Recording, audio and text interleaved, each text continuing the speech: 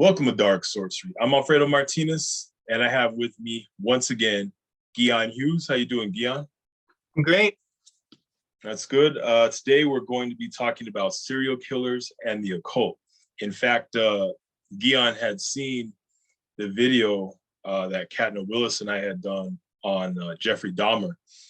And I encourage you, if you guys haven't seen it, go to the playlist on Dark Sorcery YouTube, and you'll see the playlist that says Catna Willis. You can just click on that playlist and watch that Jeffrey Dahmer video. But yeah, Guion has some experience being around some of these serial killers. But we just want to go ahead and do a disclaimer that this is not something we condone. This is just something that just happens, and we're just talking about that. Isn't that right, Guion? Yeah, that's right. And a lot of this is because I work for parole, and I tried to help people that were in prison that necessarily weren't serial killers, but had to be around serial killers. And I have worked with prisoners, and when people got out of prison, we tried to put them in treatment and get them back in. So I was a case manager for parole, and I heard a lot of these stories from that. And then living in LA, it's wild. And they do things on Netflix about like the Night Stalker and the Hillside Strangler and all that. It's true crime. I think because we have to make sure we disclaim, because we're with the dark occult, people automatically assume that we maybe condone some stuff like that, human sacrifice or things like that, which I know these serial killers, they think that that's people that do that stuff, they believe that there's a lot of power behind that, but I don't like anybody getting hurt. I don't like any violence. But right. This is a fascinating subject, and we do need to figure out how to have this not happen, because it's been happening forever. As far as humans go, people have been doing this stuff, and it's still happening, and it's sad. I mean, I wish we could overcome that, and I hope I have faith that I don't think it's just human nature that it's always going to happen. So right that's now. I didn't mean to cut you off, but no, you actually now concerning Richard Ramirez. Now you actually knew him in real life and have had experiences with him. Go ahead and touch on that. Yeah, for sure. He was actually from Texas originally, and he came out here because his brothers came out here, and he was here. I was pretty young. I was a teenager. I was like maybe 15 or 16. He was in his 20s. He was hanging around the same places I was back then. I was in the punk scene, death rock scene, goth scene. Even at 16, I was going to BDSM clubs, and I was kind of back then. I mean, I guess I could kind of the statute of limitation. Hopefully, I was maybe providing some entertainment or something, some street pharmacy services there or something. But that was way back then, and I was 15. I didn't know better. But so Richard Ramirez, I mentioned that because Richard Ramirez is a cocaine addict, and he was into those kind of things. He was into metal, and I was going to metal shows too, and bondage and all those kind of things. So he was around. He was the interactions I had. He was creepy. I had people with me the whole time. I would not want to be alone with him. He joked a lot. He tried to act like, people back then, because there was no cameras and it was a different culture. People would say they did things like they killed people and they were badasses and they did all this. And we would just say, that's just BS. Everybody said, a lot of people say that, not everybody, but so I didn't think it was serious, even though he would say things from time to time about killing people and this, because we were punk rockers, and he was pretty young and we were young, but it was pretty shocking to find out, and I didn't know all of everything, it was pretty shocking to find out that it was real, like that. I mean, I guess looking back on it, I could think, that there was something a little bit more with him. What's really sad about, this is why, I was like, kind of like, I didn't really put this together till later. So I had some interactions with him briefly. He wanted to, this and that, trade things, or we knew each other somewhat. Then I got arrested in 1989, and for something, just some bar fight, some silly thing. So I was in the county jail, the LA County Jail, when he was there. And like, I saw him, they were escorting him out with all these, they had to have like, like 4 deputies, they had six person, it was men back then, in the 80s. I don't think there was any women protecting him, but it was like 6 guards, 6 guards all around him, and they would escort him. And, he had all these women waiting, and then nobody could go in there. Nobody could go in the visiting thing when he was there. And so when he was walking out, he noticed me, and like, he was like saying like, what's, I noticed him a few times too. And he got to say like a couple words to me, but then the cop was like, how do you know him? And it was almost like the cop wanted to like try to like jam me up for just knowing him or just knowing of him. And so, yeah, it was kind of funny because the short interaction in the jail was like, he was just like, yeah, I remember, what's up? I remember you, this and that. And then like, the cop was just like, well, how do you know him? And then Richard was like, shut the fuck up, man. They just left. He's like, so it was, he was, it was a trip like that. The thing that really kind of ends it on a whole really bad note, and I didn't really put this together till later. And all the horrible things that he did, I don't condone it, of course. It's an interesting thing why he would, even think, but I believe that he killed my neighbors. There were these teenagers, they were also into metal and into weed or whatever. And they got killed at golf and stuff in a riverbed. And I'm almost positive that either him or some of his people that he was working with did it.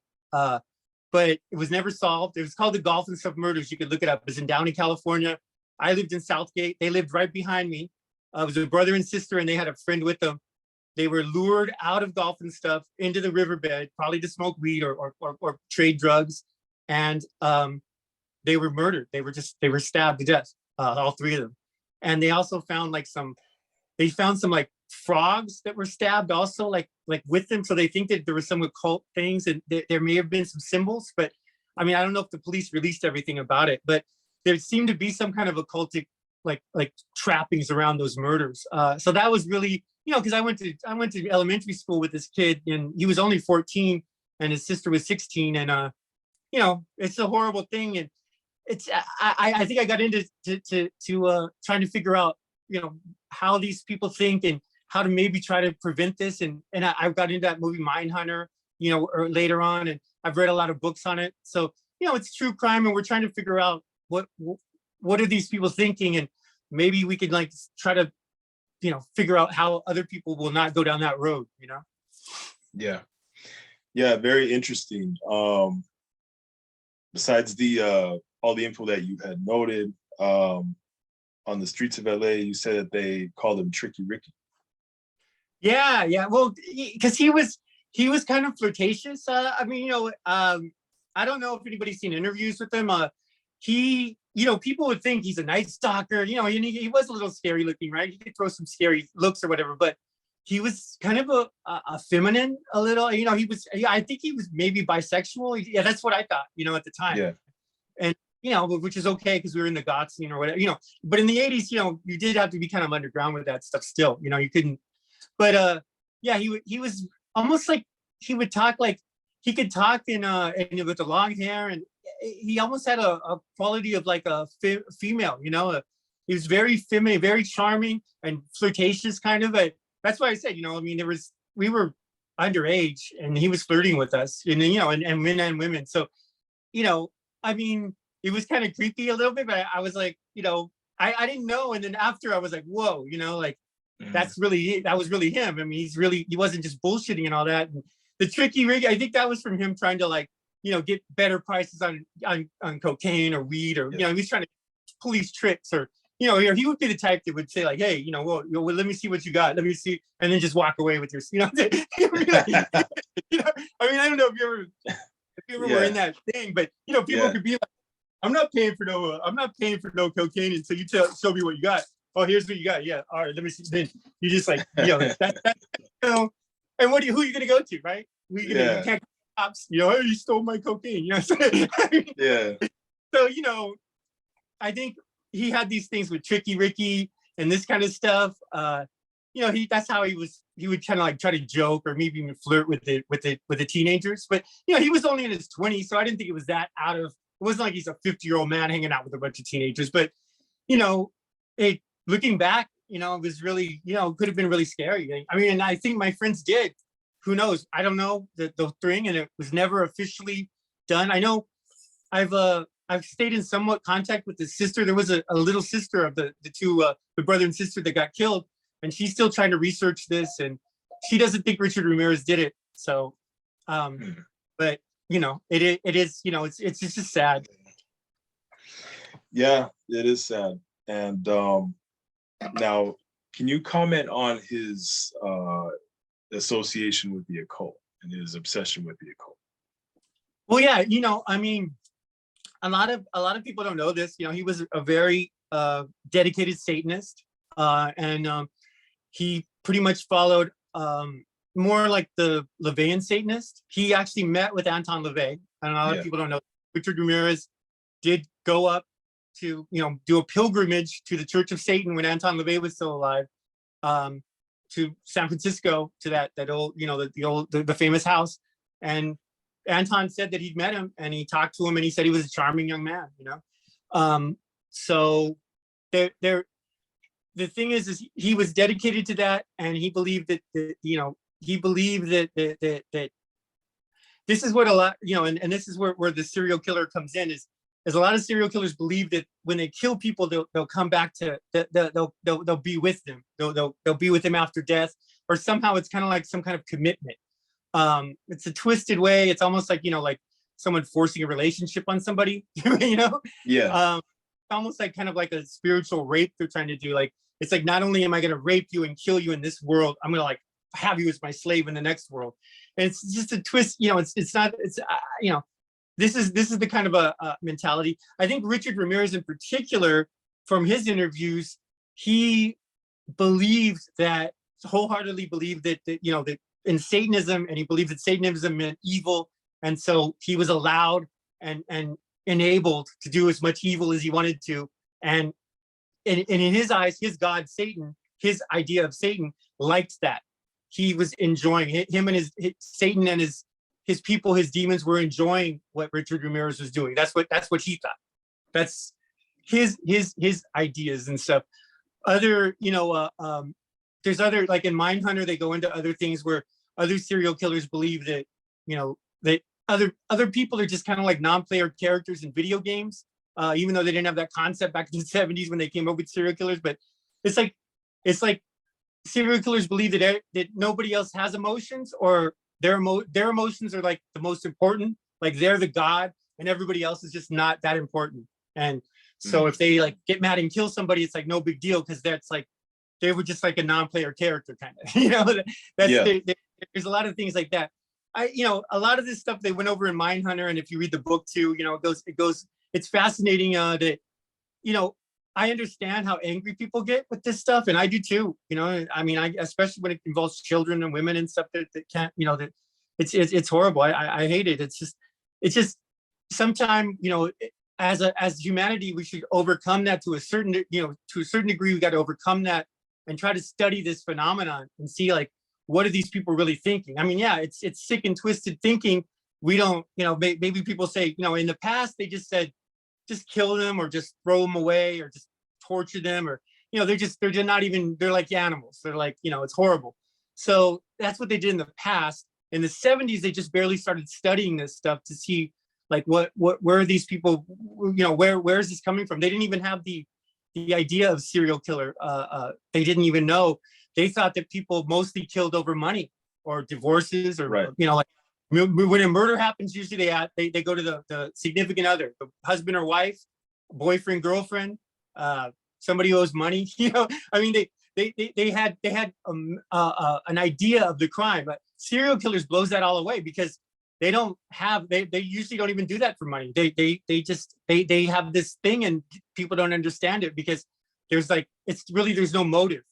Part of law for murder is, in law, they say, well, what's the motive? What is the motive when it's a serial killer? It's because it's kind of like a necromantic religion. A lot of them feel that they're doing, or it's just, they're just doing what, this base things that they with no filters or anything, that's that it's just it's the occult tie-in, I think, is that a lot of them do get away with it a lot, and a lot of them do feel that that there's always some kind of like there's something that they're going to get from it, and they feel that these are operations. I mean, it's we don't maybe want to think of it this way, but and this is what sparked me when I was watching your video with and especially with the woman from Australia with another country and looking at America.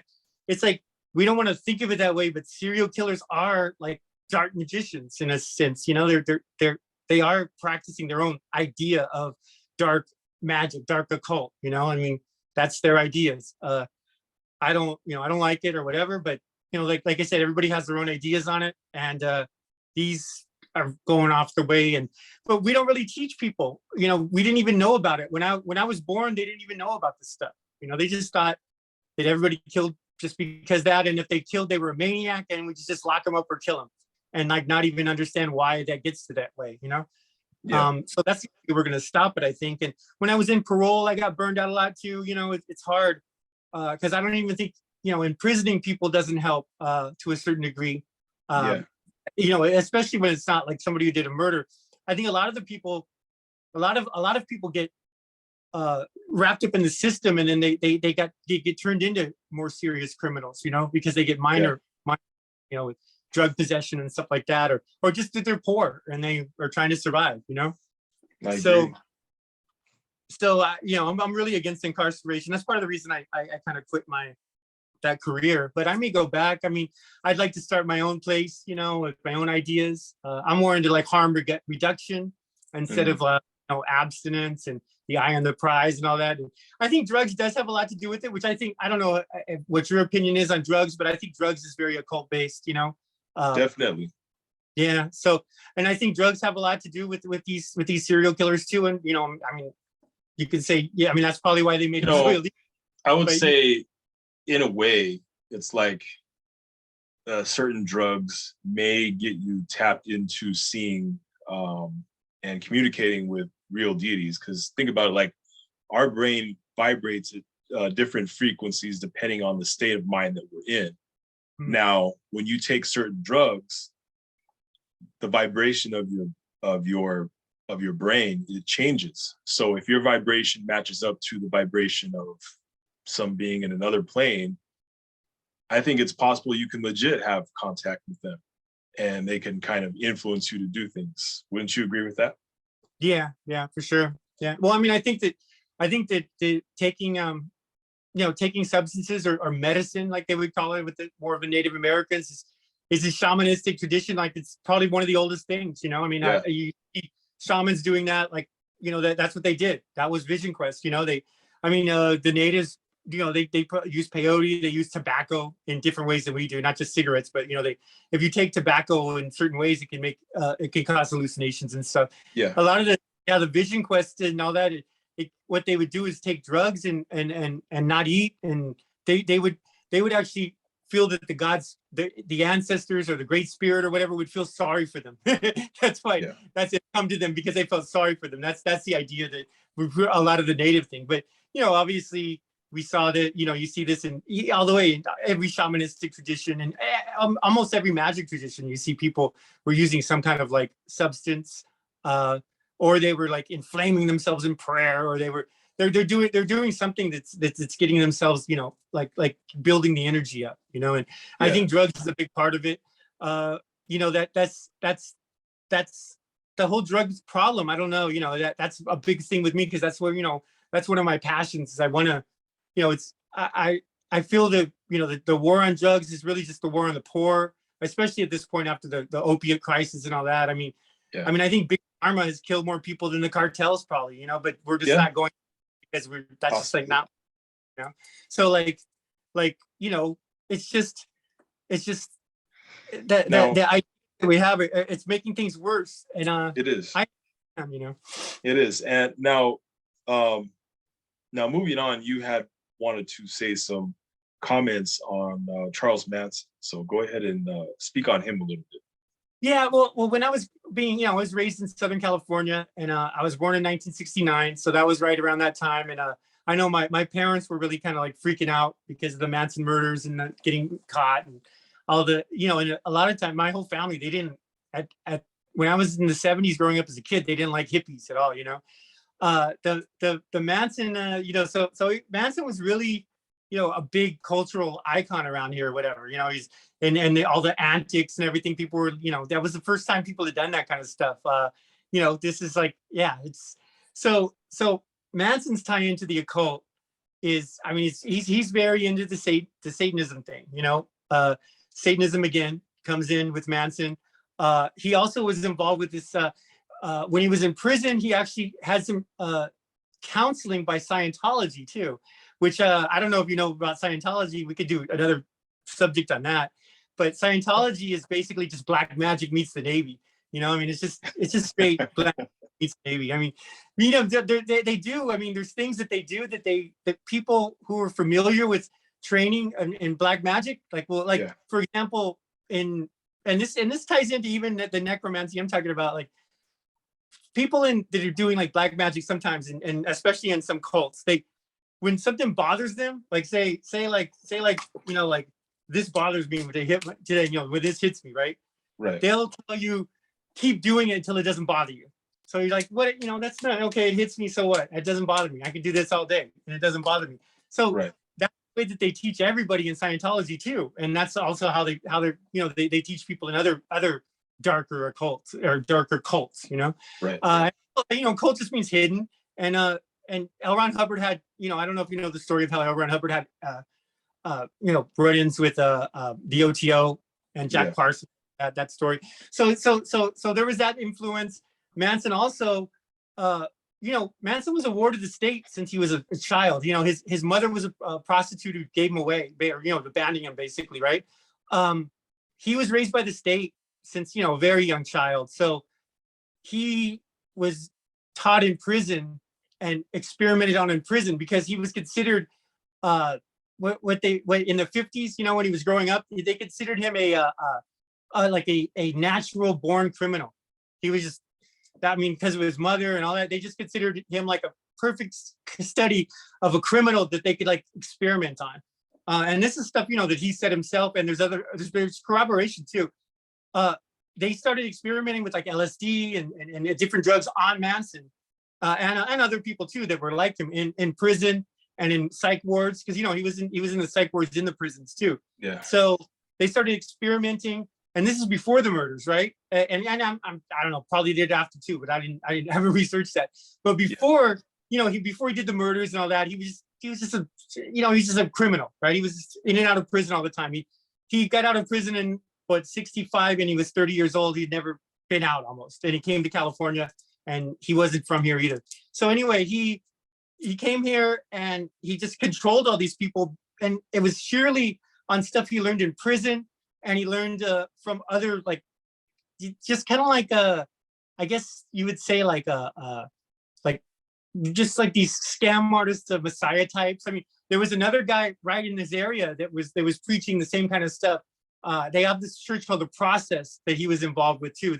That the Process Church is kind of like a dark occult church. They believe that you have to go all the way with God and all the way with Satan. So like it's like they believe you have to balance, like you have to understand and somehow worship or adorate or whatever.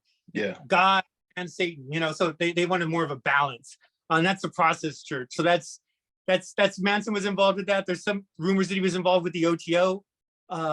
He was scared of Scientology. That experience, he had said in an interview that he was scared of it. I think the main thing with him too is a lot of this stuff. He had a lot of influence on people even outside and stuff like that. And they still, every time they have like an occult, like a real dark occult or a Satanist thing, they have some kind of like, they like Satanists did that movie, like what was it called? Charles Manson Superstar. I mean, they do, then Kenneth Grant is involved, he did a lot of stuff on that. And so there's a lot of stuff that I think Manson was an example of, like, you see, these a lot of men, and they build like these harems, and it's kind of like a witchcraft thing. In his context, it was just more like the hippies. You could see that context, like in the old days, you could imagine that in the wilderness, in the old Europe or whatever. The Mormons, I mean, that they were like there was like a frontier man with a harem of women. That's like if you started a witch coven in the United States, the frontier, that's what it would look like, right? The Mormons, I think, are witchy. They're Gnostic Christians, and I mean, which I consider witchcraft. So I mean, I think that there's lots of things that in America, that, when people start religions in America, for some reason they go cultic and they're more Gnostic. They seem like they're really out there, because like the Branch Davidians, that famous cult, the Waco cult that got burned up and all that. They were an offshoot of a Seventh-day Adventists. So so like there's different. They start these religions here, and they go into different things, and so Manson's he's huge in the occult. A lot of people looked up to him for the way he talked to people and stuff, and also there were a lot of people, and this is a controversial opinion maybe. He really didn't kill anybody. He says that he didn't kill it, and then he really didn't. He didn't participate in the murders. He told people to do. That's why I think he was so dangerous, is because it's hard to do that. It's almost like a RICO case or something, and they didn't have RICO back then in the 60s, of course, right? So like, if you order somebody to do it, and then those people that do it will say, he didn't tell me to do it, I did it on my own, and I'm taking the blame, and I don't want him arrested. It's hard for, it's hard to do that case, right? So that's why I think they feared. So, it was so feared, and they had to put him away. But, a lot of people did feel sorry for him for that. And his side of the story was, he was trying to help these runaway kids that were thrown out by their parents, a lot of them or whatever. And, they were doing drugs, and they got out of hand, and he told them not to do that, but they did. But I mean, I don't believe it. That the place that he sent the people to was he thought was a record producer that didn't give him a contract or whatever, an album. He thought Terry Melcher lived there, but it was really those people that moved in. So, all right. Well, very, very insightful information. Now, in closing, just in a couple minutes, can you explain how would you say the spirits see all this stuff? I feel that the better way to get, because I mean, I've been studying this for a while, because I mentioned before in my other videos that when my grandfather died in front of me, his spirit went through me and into me and all that, and so I talked to him, and I didn't tell anybody for a long time, but when I did finally start telling people, and I made the mistake of trusting somebody at a church to tell them, and they said that's necromancy and don't do that, and you can't talk to your dead grandfather, that's necromancy, it says not to do it, and they tried to shame me out of it. So I, of course, embraced necromancy and started studying, So the better way to do spirits in my experience, the way I like is to bring them, if you want, especially your family, you could bring them into your life. They want you to like have a good life. They don't want to, people that, especially if you were raised okay and everything, unfortunately, I guess maybe some people's parents would want them to do these things, but most people's parents or grandparents or ancestors don't want them to do serial killer stuff or do mean things to people, or they just miss being in these bodies, and they want to like kind of experience through us, and that's where it is. I think there may be, I'm not even sure if these people are talking to spirits that when they think like this. I'm not sure if they're just coming up with this on their own, and they just think that it's, I mean, that's, I guess, intuitive to think if somebody dies with me, like my grandfather died in front of me. I mean, I didn't have nothing to do with it, of course, but he had an aneurysm when I was 7, and he stayed with me and he's still with me now, so there is something to that. I would be scared though that, I mean, and this is a technique that I've used in the past to ward off people. I'd be scared if I did some things like that to anybody, any bad thing, and they resulted in them dying, that they would come into my, they would figure out how to come into my life and mess my life. And I mean, when someone was holding a gun on me once, I told them, I mean, I considered it an incantation, but I said, hey, I'll go into you. I'll make you do horrible things to yourself. I'll make you do horrible things to everybody you care about. If you pull that trigger, I will not leave. This will not end. And they walked away. So that's what I would fear is these spirits ganging up and attacking them when they don't have their big old body or whatever. Or, none of them are big, but a lot of them are big men. They're like choose, children or women and things that are smaller. I don't like that. I don't like that at all. I don't condone it. I think they're on the wrong path. I think but the thing is, I think it's important for us to talk about it because we may encounter people like that because they do reach out to the dark occult and, they are into it. I mean, they're practitioners essentially. Hopefully, I don't know how we would deal with it. I don't know how I would deal with it if somebody started talking like that again, like when it was Richard Ramirez, if somebody said they were doing all this stuff again, modernly and with cell phones and with recordings. I mean, people don't do that anymore, Back then, the culture, oh yeah, I kicked this dude's ass. I did that. I did, I strangled this dude. Whatever. People would just talk tough so you would, have a reputation. Don't mess with me. I'll do things, But I think the spirits come around during your life, and if there's, I think that there are maybe bad spirits that can drive people to that. I'm not sure, Well, yeah. I mean, there is, Mm-hmm. The thing is what I'm trying to say, I'm like sure what people in our, in our community should do about that, Yeah. I mean, I don't. Well, we can definitely get into another video on that, and we definitely will do it more. I mean, I don't like to push people away no matter what, but yeah, if somebody does say these things, or somebody does say, hey, I think, this is great, or killing people is not that bad if you do this or that. I mean, let's get things straight. I'm not judging people too much because, let's get things straight. The United States just had this huge war from like 2002 to what, 2020. How many people got killed there? I mean, with well,